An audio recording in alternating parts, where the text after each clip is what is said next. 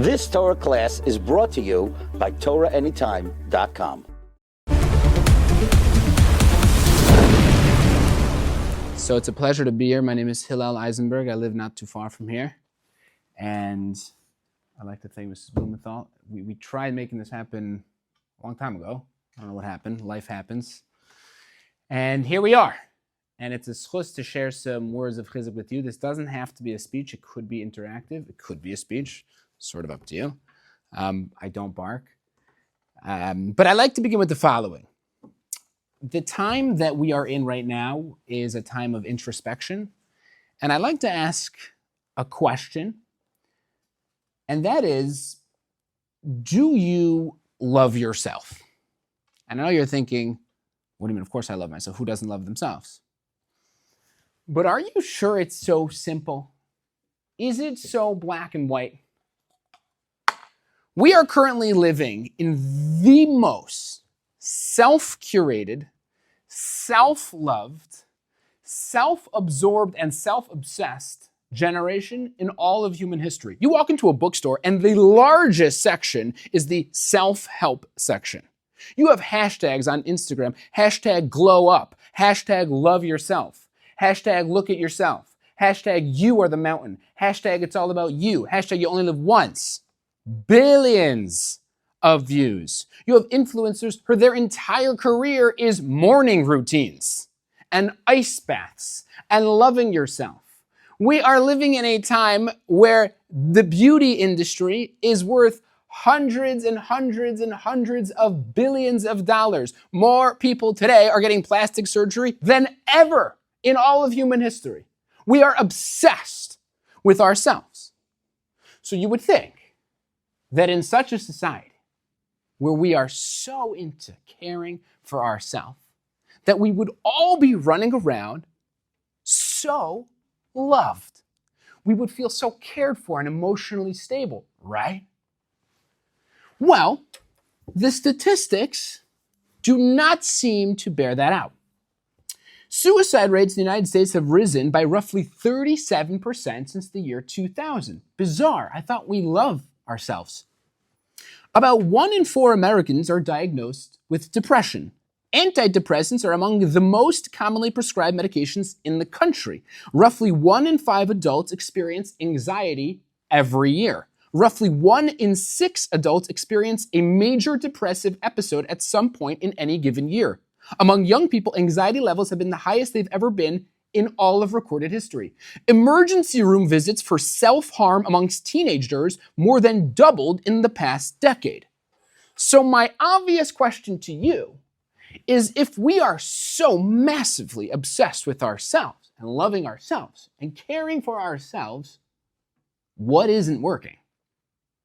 Why in the world is it failing so drastically? So the question becomes, what in fact is self-love? What does the Torah have to say about it? Does it have to say anything about it? Usually the answer is yes. The Torah has to say a lot about a lot of things. I believe the story of Rebbe Akiva and the mitzvah of Yahavta l'reacha kamocha could shake this whole thing up. We all know the story. Rebbe Akiva had 24,000 Talmidim who died. These were the greatest people of the generation. If we would walk into the room and they were in it, we would be burnt from their holiness. That is how holy they were. And they died. So we learned this story in first grade. I don't know if we've thought about it since first grade, but we've learned it in first grade. And we heard our Morah say it, and we moved on. You ever thought about it? Shaloi nagu kavod zeh b'zeh. They didn't give enough respect for one another. Like they didn't text their chavrusa, hey, great job listening to me today. Or they forgot to bring cupcakes on their chavrusa's birthday. They didn't stand up and give a round of applause when someone asked a good question in class. What is the adult explanation for what they did wrong? I believe in order to understand any of it, you have to do sort of a deep dive on the mitzvah of Yahavta l'reacha kamocha. To any thinking person, there should be two glaring questions about the mitzvah of loving your fellow Jew. Number one, how can I possibly be commanded to love another person? Love is an emotion, right? We're told love just comes to you, right? So how could I be commanded by the Torah to love another person? I could be nice to them. I could be polite to them. I could have good manners towards them. But to love them, like to love somebody like you really love them, how can I be commanded to love somebody? It's like, imagine your daughter is dating a guy. And you think the family's great, and they're like rich and prestigious and hush, schmack of family, but your daughter's like, I don't love him. I don't like him. I'm just calling out, I'm not going out with him anymore. And imagine if you would go over to your daughter and say, I command you to love him. So besides being socially off, we would call the police on you. Isn't that what Hashem is doing? I command you to love your fellow Jew, and not just your fellow Jew, but all 14.9 million Jews in the world. How is it? It's not possible. How is that possible? And the second question, that might even be more obvious than the first, the mitzvah of V'ahavta l'reacha kamocha is to love your fellow Jew the same way you love yourself. We are, like the rest of nature, immensely selfish. The minute we come out of our mother's stomach, we are thinking about ourselves. It's just one long broadcast of me, me, me, me, me, me, me, me, me, me, me, me, me, me. Some people a little bit less, some a little more. There may be like you come across like a tamimistic girl who's like selfless and like on Friday goes to visit people in this leisure time. But like that's weird. Most people like it's all about me and why are you late picking me up? And I don't know, I have to wait for you. And where's my Stanley? And what is going on? And I cannot deal with all this prayer. I'm stressed and it's about my job and my career and my kids and my psyche and my life. So comes along the Torah and says, a mitzvah, a commandment. Love your fellow Jew to the same degree that you love yourself. Is this like a joke? It's not possible. It's not humanly possible to love another person the same way you love yourself. It's not possible. So what does it mean? Let me explain by beginning with a story. When I was in 8th grade, I had a grand total of one boy in my grade, and that was me. For whatever reason, in Rochester, where I grew up, there was one kid who moved, there was one kid who was Lubavitch, so he went to Crown Heights to learn. I was the only kid in my grade. So I had a chavrusa with myself. My academic rival was me. So some classes, I was in the 7th graders with them, but for other classes that I already took, I did what they called self-study in the office, which was their nice way of saying, here's a massive barrel wine history book and go write essays about it. So there I am in 8th grade, which is sort of the prime social year of your life, basically, where you should be going to your friends' bar mitzvah parties and hanging out and getting into trouble with your friends. And there I am, pathetically in the office. There's the secretary and the principal, and then there's me. And I'm sitting there writing essays like I'm a retired professor. So I'm there, it's kind of pathetic, but I'm sort of sulking my way through this year. And there was a woman, an elderly lady, her name was Mrs. Sandy Idison, who was sort of an educational advisor in the school, which is a fancy way of saying she cared for all the people that no one had time to care for. And she sits down across my desk, they gave me a little desk in the office one day, and she says, I know this stinks, but I want to tell you a perspective that I think could change this. She says, you are given an opportunity right now that most people will never have in their lifetime, and that is to discover and become comfortable with themselves. Because most people your age, she said, are so caught up, have no mental space for themselves. They are way too busy fitting in to discover and become comfortable with themselves. There's no mental space. But you do not have peer pressure because you don't have peers. So this could be an opportunity for you to sulk and get depressed, or you can learn an ancient art of discovering your own soul, your strength, your weaknesses, what you like, what you're good at. And you will have no peer pressure distracting you. She gets up and she walks away. I still think till this day that is the greatest piece of advice I've ever received from anyone. We are living in a world that is paranoid of themselves. Paranoid. And I'm not talking about the world like out there in Zimbabwe. I'm talking about our world, this town. We are paranoid. We are forever thinking about, okay, what are they doing? What are they saying? Where are they eating? Where are they going? What are they doing? And we don't have space or time for ourselves, to discover ourselves and foster my imagination and my creativity and my dreams and aspirations. Like there is no time because I am way too busy focused on everybody else.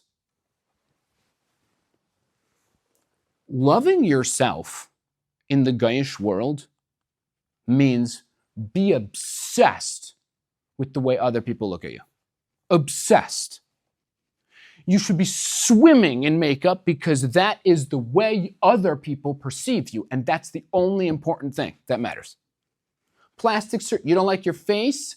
Well, get rid of it and get a new one because that's how other people, we are obsessed with the way other people perceive us. That is what self-love in the Goyish world means. We love other people. So your clothing should be as minimal as possible because so we want people to see your body because it's all about other people. And we have wellness retreats, and we'll spend thousands of dollars going to Bali and Tuscany and Costa Rica to learn breathing techniques, all so I could be well perceived by you.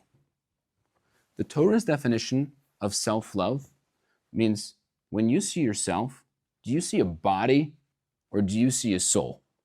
What do you see? Are you comfortable with yourself? Or are you paranoid about the external view that other people have about you? We live in a world where people cannot sit 10 seconds with their own thoughts. They become paranoid. Podcast, music, listen to something. I can't be in the bathroom without reading something. I am paranoid about my own thoughts, which, by the way, as a side issue that comes from this is if we are so scared of our own thoughts, do you know the time of our day, at least for boys, but a lot of girls, where you're forced to stop what you're doing? Ishmon Esrei. And suddenly, all the thoughts that you should have been thinking the rest of the day, you know, like dreams and goals and like your soul, all those thoughts come flooding into Shemona Esrei, and therefore forget about davening Shemona Esrei with the Kavanim because now your brain can finally do what it's been begging you to do the whole day. Okay, but that's a side issue. We'll leave that for the tefillah rant another time. Self-love, according to the Torah, is the ability to see through the jungle, which is your body, your soul, and to befriend it, and to become very comfortable with it. The more you see yourself as a soul, the less you see yourself as a body. The less you see other people as bodies, the less you're threatened by other people. Because, one second, she's a soul. I'm a soul. She's a soul. Okay, so she's prettier and skinnier and richer than me? Who cares? That's her body. That's irrelevant. She's a soul. I'm a soul. I cherish the inside. She's a beautiful soul. It doesn't bother me that you're externally more frum because you have your struggles. I have my struggles. We're working together. I'm a soul. You're a soul. I could love you the same way I love myself because it's the soul that I love. A soul is a piece of Hashem.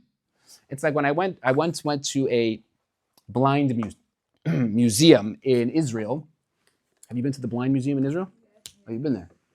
So it's a tour from a blind man through a blind street. I don't know what it is because I couldn't see it. Everything is dark. You can't see it. They sort of mimic what it feels like to be a blind person.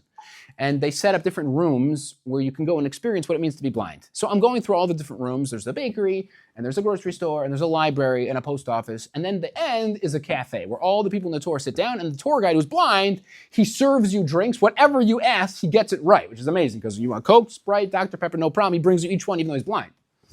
And we were able to ask him questions, whatever we wanted. So there were people who asked him, dumb questions like, you ever put salt in your coffee by mistake? Or you ever walk into the wrong house? Because this was a man who, he led his life by himself as a blind man. He was independent. I asked him a question. I said, is there anything about being blind that you're grateful for? So he said, that's a good question. There is. And that is that when I meet somebody, I could care less what they look like because I can't see them.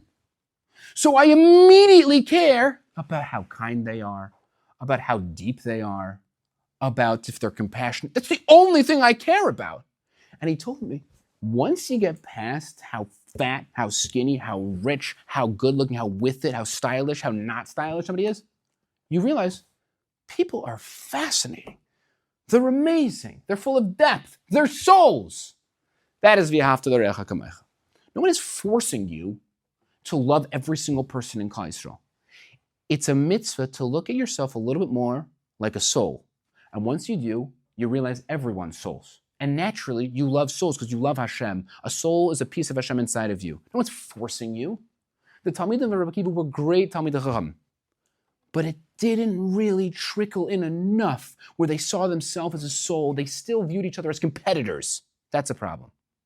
The way you view your body is sort of the way you view life. You could go to a wedding, and it could be a celebration of two souls that are now fusing together, both halves of their body, both halves of their soul. Or if you're a body kind of person, it's two bodies coming together, let's just have a party. That's all it is. So it becomes sort of like a way to show off and a way to taunt your wealth. It's like when I once went to a very fancy hotel in Canandaigua. Canandaigua is a lake, one of the Finger Lakes in upstate New York, very, very beautiful part of the world. And there's a fancy hotel there called the Canandaigua. And I check in, I put my kid to sleep, and I go with my wife to explore the hotel. Now, I'm not suggesting you do that. You know, it's better to stay with your kid. But that's what I did. So I'm opening all the doors, I'm going, it's exploring, it's a cool hotel. And there was a big ballroom in this hotel. They had weddings there. A lot of, fancy people made their weddings there. And we're in the basement, and I see there's a room called the bridal suite. So there's no wedding going on. So I go in, I check it out, I'm curious. I go into this bridal suite. Bride is kala, right? And I see a humongous room, and in the little corner, there's a mirror, and everything else is empty except the largest TV screen I've ever seen in my life. This was the type of TV, the whole wall was a TV screen. It's the type of TV screen you're not sure if you're watching it or if it's watching you. And then there's a couch for Eig Malach HaBashan right in front of it. And I'm thinking to myself, like, is this so pathetic? You are so addicted to your TV that even on your wedding day, 5 minutes before you're about to get married, here you are with all your friends watching TV. But I realized, 1 second, this person has been this person's girlfriend. They've been together for 7 years. They have 2 kids. They've been living in the same house. This is simply a party. So if it's simply a party, you're waiting for it to start, you got to kill the time. So you watch TV. What do you want them to do? But you walk into a Kala suite in a Teres, Charna, Shinka, Sprinza. First of all, you walk in there, it's a tiny room. There's potato cocoa smashed into a chair. It looks like World War III and a tornado came through the room. Okay, there's nieces and nephews running in all over the place. But in the middle of it all, there is a Kala where, I'm wrong, I think, almost 100% of the time, she is standing there in the middle of a 45-minute Shemona Esrei, crying. She's fasting. It's Yom Kippur. She's using her unique spiritual powers as a Kala to daven for her friend who can't have kids yet, who's 27, not married. She's davening for her nephew, went off the Derech Nebuch. She's davening for everything. She's rivers of tears coming down. Why? Because I'm about to get married. I'm a soul about to get my other half. That is 2 ways of looking at the same exact thing. You go to a bris, okay, it's another body coming into the world. Let's just have breakfast. Or 1 second, it's a soul. A soul came into the world, and the neshama came into the world. You go to Levaya, okay, there was a body, and it died. It's sort of like sad, like, he was having a good life, and now he's dead. Or it's a soul that finished its tafkid, or it didn't complete its tafkid. But either way, it's sad, but it's also sort of a ceremony marking the end of a soul's career as a soldier in Hashem's army. Our entire outlook on life is, do you see souls or do you see bodies? That is the mitzvah of V'ahavta l'reacha kamecha, to look a little bit deeper inside of you and become comfortable with yourself. If you look at the history of Klal Yisrael, you'll notice that almost all the great leaders were shepherds. Almost all. Avram was a shepherd. Yitzchak was a shepherd. Yaakov was a shepherd. The Shvatim were shepherds. Yosef was a shepherd. Rachel was a shepherd. Moshe was a shepherd. Aaron was a shepherd. David was a shepherd. Rabbi Akiva was a shepherd. What's up with the shepherds? So you're going to tell me, well, what do you want them to do? Like there's no krug orthodontist that they could work, This is the olden days. So I'm not sure if that's so pashut. You could be a merchant. You could be a shoemaker. You could be a carpenter. Well, everyone's shepherds? So Rabbi Miller, he famously says that in order to be a leader, to attain greatness, even in your own little world, you have to be very comfortable with yourself. You have to be very comfortable being alone. You're very comfortable doing your own thing. Being a shepherd is the perfect job for fostering people who are happy and comfortable with themselves.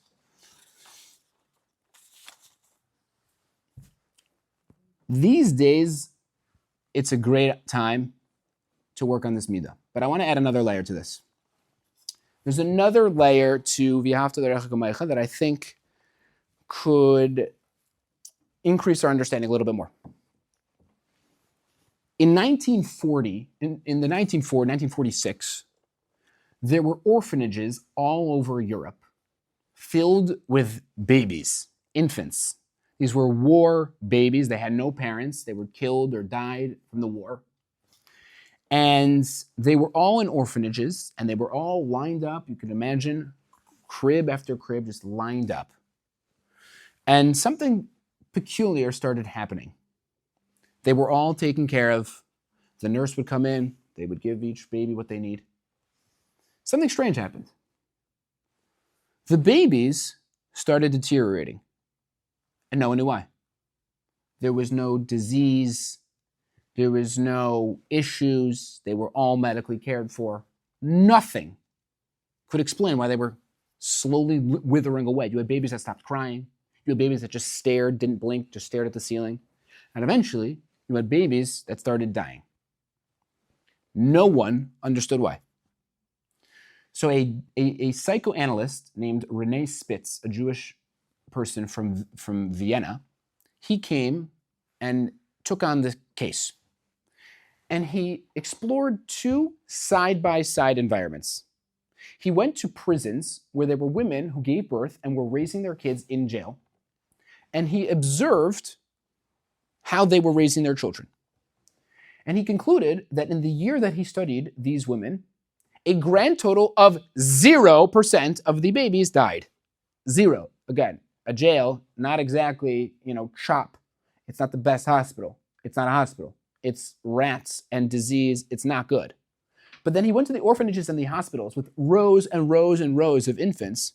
You know what the percentage of those that died in 1946, the percentage of Jewish babies that died within the first year? 35% died. No explanation.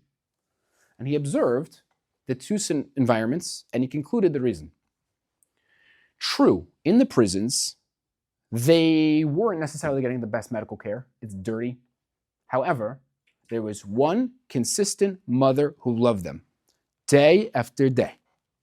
But in the orphanages, in the hospitals, it was mechanical. You had a nurse come in, bottle for you, bottle for you, bottle for you, bottle for you, diaper for you, diaper for you, diaper for you. They would move on. There was no face that they recognized. There was no one who looked at them and looked at them longer than necessary or smiled at them or wiped away a tear. It was mechanical. It was robotic. It was cold. So they died. And one of the greatest psychological discoveries in the last 150 years, he realized that if people are underloved, they will die. Not they'll get depressed. Not they'll start dyeing their hair purple. Not they'll start putting on tattoos or run off to India. They will die. It might go slowly. It might lead to anxiety and then to bad heart diseases and then death. But it will lead to death. Now here's the scary part. It doesn't limit itself to babies. It's anybody. If people are underloved and underappreciated and unnoticed and rolled at and laughed at, they will shrivel up and die. Slowly. It might lead to a heart attack at 40. It might not be an infant as dramatic as an infant dying in its crib. But they will slowly shrivel away. But here's the scariest part. If this is true about people not loving babies enough and people not loving other people enough, This is equally true, if not more so, if you don't love yourself enough. If you are so paranoid about other people and we don't love ourselves, and when I say love, I don't mean the American version, I mean the Jewish version. I mean loving your soul and your dreams and your character traits and your imagination and your personality and the koiches that Hashem gave you, you could wither away. It's not simply the Talmidim of Rebbe Akiva were not nayed kavod zeh b'zeh. It's they were killing each other. We have a deep ingrained need to be validated and be loved and feel important. True, we should expect it from other people, and you should do it to your kids and to your parents and to your siblings. But it can never start if we don't do it to ourselves. If we don't see the unbelievable, unfathomable holiness inside of us, we will slowly wither away, and all our dreams and all our aspirations gone. And we will be at best mediocre, and at worst, I don't want to say. We need, in these times, the days where we're sort of getting over the chet of the Talmidim Rebbe Akiva, to love ourselves more, to see ourselves as souls more. The very first halacha in all Shulchan Aruch, does anyone know what it is? The very first, not the second or third or fourth or fifth. The first halacha in all of Shulchan Aruch is hisgaber ka'ari, to get up like a lion. So for years I thought that meant don't get up late. But then one day I'm thinking to myself, like, there's no way that's what it means. Like, who is getting up late? Like, we have kids, we have jobs. You know what I mean? Like, the entire Shulchan Aruch is talking to 10th grade girls. That's the entire Shulchan Aruch is talking to? Doesn't make sense. And another question that you should be asking is, do you know that lions sleep more than every single animal in the entire animal kingdom except two, koalas and bats? Get up like a lion. You know what time lions get up? At 5 p.m. when the sun in Africa is setting and it's cooler, and then they could go eat a zebra and then call it another day and sleep for the next 22 hours. Get up like a lion makes no sense. So obviously, that's not what it means. What it means is you should be walking down the street with the spirit of a lion. I don't care what you think. I don't need to spend $1,000 on a pair of shoes for you to validate me. What? I have a neshama worth $1 billion. I have a neshama my grandparents died in Treblinka to protect. I don't need makeup that worth $1,000 and take a 10-week course on makeup. What? It's insane. Now, the Parnasa, great, go for it. You know what I'm saying. It's insane. We need to walk with stolz. Stolz doesn't mean I'm more yeshivish than you. I'm firmer than you. It means I am a soul. I am working hard. I'm trying my best. I'm discovering myself. I have my issues the same way you have your issues. Your issues might be a little bit more hidden than my issues. Doesn't make them any worse or better. I am comfortable with my soul. The reason the Jewish people survive more than any other group of people on earth is because we have things, the one thing we cherish is the one thing you can't take away from us. And when entire empires build their empire over power and money, when the power and money is gone, they're gone. But we don't. We cherish the one thing you can't take away, and that is a neshama. The more we attach ourselves to a neshama, the more blissful our life can be. I don't need to renovate my kitchen for the 4th time in 5 years. I don't care. Because it's more important for me that my kids are happy, that my husband's happy, that I'm happy. That's more important. I'd rather take the money, go on a road trip, see nature, see Hashem's world, have guests with lots of geschmack food. The way we see ourselves is the way we see the world and the way we live this one life that we have. I was once, speaking about trains, I was once on a train ride, an 11-hour train ride from Baltimore to Rochester, where I live. And I'm in an empty car, and in walks, empty car, in walks a 450-pound man. And he scans all the empty seats, and he sits next to me. The guy, there's fat spilling into my seat. I'm thinking, like, you are obviously Elio Navi, because why else would you sit right here? I mean, so just tell me what I need to know. So after 5 minutes, he turns to me and he says, you want to hear my life story? Something like, first of all, anybody that's offering to tell you their life story, it's probably an interesting story. Like, it's probably not going to be like, yeah, I grew up in Livingston and I went to Rutgers and I'm a dentist in Delaware, right? That's probably not what it's going to be. It's probably going to be an interesting story. So I said, sure. I got 11 hours.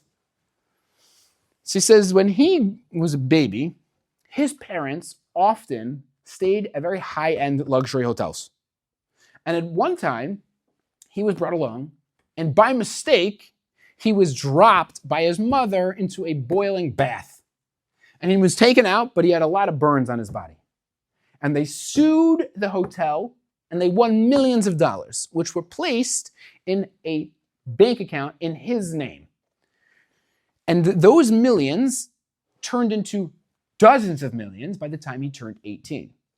He looks at me, he said, the minute I turned 18, I took all the money, which is in my name, and I left my house, never to see my parents again. I just ran, and I explored. And I got married 5 times, he says. I got divorced 5 times. I can't be bogged down to any. I got to I got to go everywhere. And he says, you want to know how I spend my time, my life? I travel up the railroad. And I stop off at every town that I think is interesting, and I check out the best plays and the best restaurants, and I go meet the most interesting people, and then I hop back on the train, and I go again in another town. And as he's telling me this story of his, he sees that we're pulling into a station, a small little town in Pennsylvania somewhere. He's like, hey, wait a minute, I never tried this town. And he gets up and he leaves, and as he's leaving, he turns to me and he says, nice chatting with you, son. You just met the freest man on the face of the earth. And he waddles off the train into his little life. The next day, I'm in Rochester. Whenever I was there, I tried to visit a certain tzaddik who was in an old age home there. Very, very difficult life. Never had kids, had horrible diseases that ravaged his body his whole life. And he was in an old age home. I walk into the old age home. I'm sure you've been to old age homes, or if you haven't, you should go. It's not exactly the circus. It's not exactly a carnival. They're looking at you old people as if, how dare you take your youthful, energetic body and parade it, march it right in front of us old dying people. That's the look. I'm like, okay, let me just get straight to this guy's room. I asked the nurse, where's his room? I go to the 4th floor. Before I even get onto the floor, the hallway where his room is, I hear coming out of his room a song. He's singing. He is singing. I go into his room. He can't move. So he had a nurse take a stender and prop it up with string from a pole. And there's a sefer that he's learning from. And he's singing. The happiest guy. And I couldn't get over the difference between the two people. Here's a guy who has everything and he has nothing. Because his whole life is his body. Feeding his body. Pleasuring his body. Making sure his body's good. Here's a person who his entire life is his soul. So you could take away everything and he's happy. I'm not saying we should become that, but a little bit. Where I don't need so much. Where it's okay. Where I have mental space to realize I'm a soul. Why am I wasting my time with other people's shtuyot and narishkeit and body obsessing?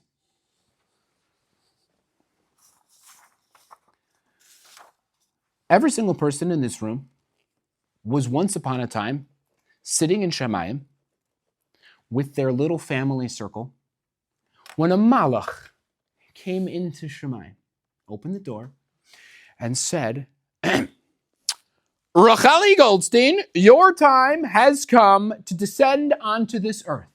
Everyone's looking around. Who's Racheli Goldstein? And it's you. And you stand up, and your whole section stands up. They're so proud. This is your time. And they escort you. You have great uncles there, great grandparents, your great grandparents are there. Everyone's escorting you to the edge of Shemayim. And right before you jump, you're handed by the malach a little seed. He says, see this seed? This is a neshama. Plant it. You take the seed, you put it into your pocket, you look back, you see all your family members, they're mamash tearing, they're davening. They're hoping and praying that you give nachas ruach to them and to their grandparents and to Hashem. And you jump into this world.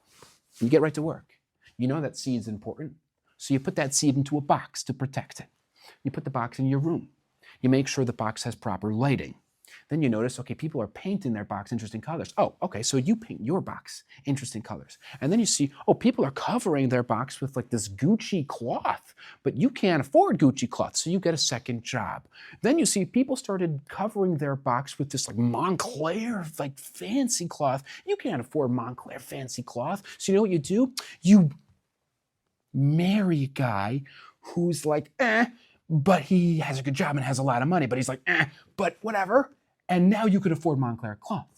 And then you saw that people are not doing metal boxes anymore, so you ditch the metal box, you go with wood, like this mahogany wood. People are really into that. Then you see Saks Fifth has this sale, a new type of boxes with this lip, so you get that box. And then you see corduroy is really in style. You switch it with corduroy, now your box is with corduroy. Then you see people have these $900 diffusers around their box. You're like, I gotta get one of those. So you get one of those around your box. And then you see the gallery is saying that everything you are wearing is last year's season. It's unwearable. So you go into the gallery and you get all the new cloth to cover your box. This goes on for 120 years. And you're sitting in a hospital bed and the same malach comes back. He says, I'm back. Time to go. And you're dead. And you go up to Shemayim, and there's a knock on the door, and the door is open, and there's an announcement. Racheli Goldstein has come back. There's a whole commotion. Your whole family section rises to the feet. They have such hope in their eyes. They come rushing to the edge of Shemayim. They're escorting you. They're looking to see the tree that came out of your seed. And you're holding a seed. And they're like, what? You never planted the seed? And you're like, I took care of the box. The malach looks at you like, you idiot.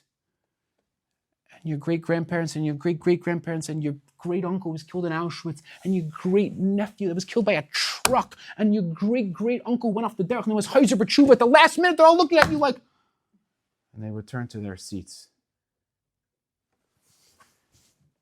These are days where we could really look at ourselves and see, am I just building a box or am I planting a seed?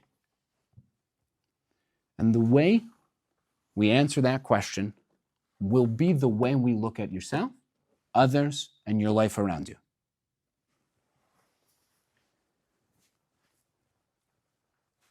Some of you may know I like to travel, and I don't know if they've seen my video.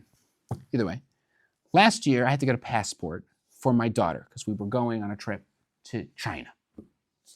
I actually went today to get a passport for my son, an additional son. So we're getting a passport for my daughter. She was 3 months old at the time. It's a little tricky to hold up your daughter for the picture because they have a camera and they have a white screen, but I need to hold her up. But my hand can't be in the picture.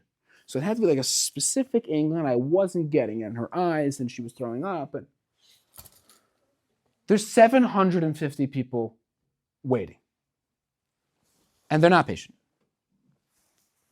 So I came up with an idea. I said, maybe, you know what, we were in a mall. This is the Ocean County Mall, or I think it's called that.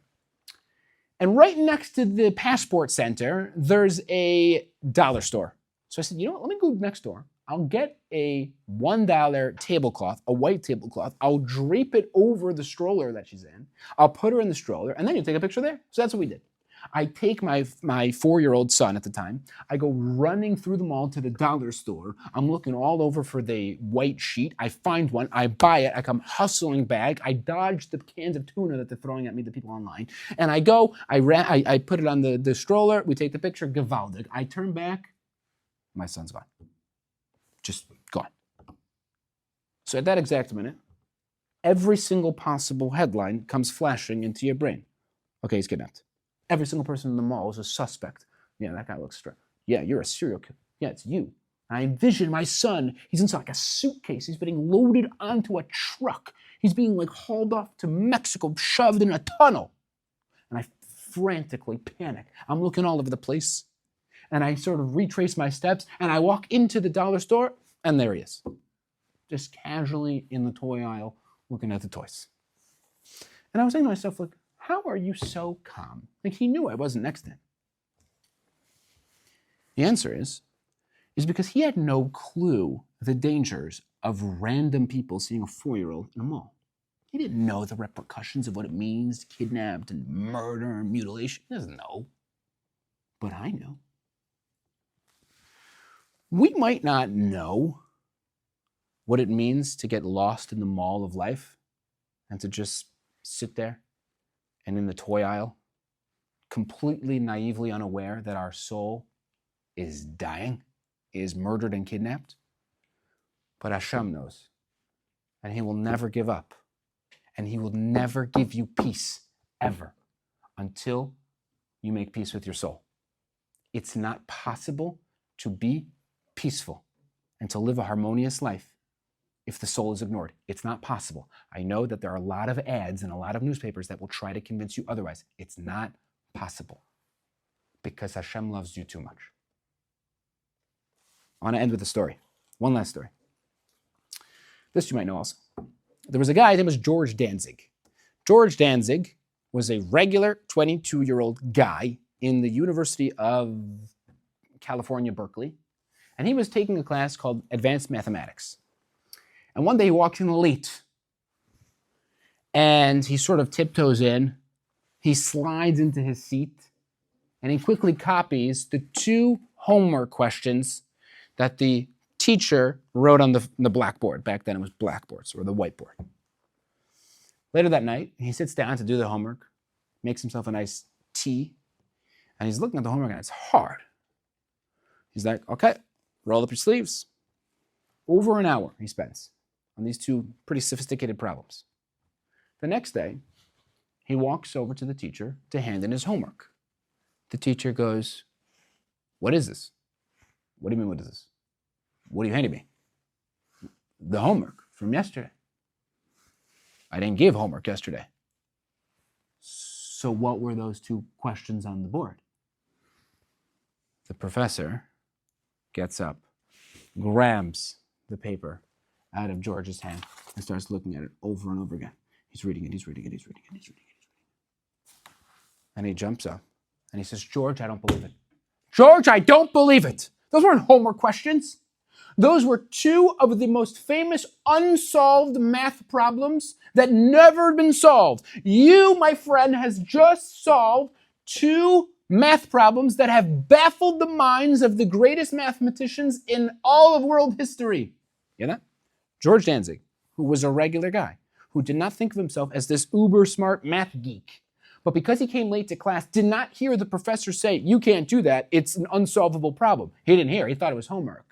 So he went and he rolled up his sleeve and he did it. And what was discovered was that he actually is a real math geek. He became one of the most famous mathematicians in American history, which many of our gadgets that we have today, including lasers and computers, are because of his wisdom. We are all the exact same way. We walk around thinking average, whatever, irrelevant. It's a mistake. It's a lethal mistake.